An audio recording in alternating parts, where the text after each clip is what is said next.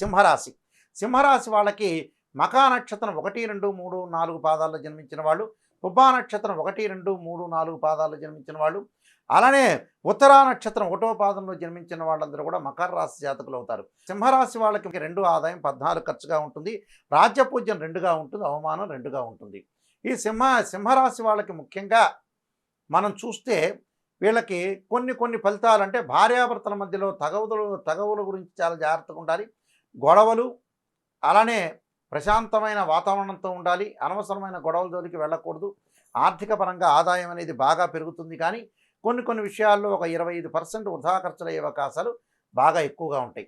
అయితే సప్తమ స్థానంలో శని యొక్క సంచారం, అష్టమంలో రాహు, అలానే వీళ్ళకి నవమ దశమాల్లో గురువు యొక్క సంచారం వల్ల విద్యార్థులు అనుకూలమైన కాలం ఉంటుంది. స్త్రీలకి తన కాళ్ళ మీద తన నడవడానికి ముందుకు వెళ్ళాలని ఆలోచన చేస్తారు. వ్యాపార భాగస్వామి బాగా కలిసి వచ్చే అవకాశం ఉంటుంది. ఉద్యోగస్తులకు ప్రమోషన్లు జరిగే అవకాశం బాగా ఎక్కువగా ఉంటుంది. కాబట్టి సింహరాశి వాళ్ళకి కొంత ఆరోగ్యపరంగా కొద్ది జాగ్రత్తగా ఉంటే సరిపోతుంది. మిగతావన్నీ కూడా అనుకూలమైన ఫలితాల అవకాశం ఉంటుంది.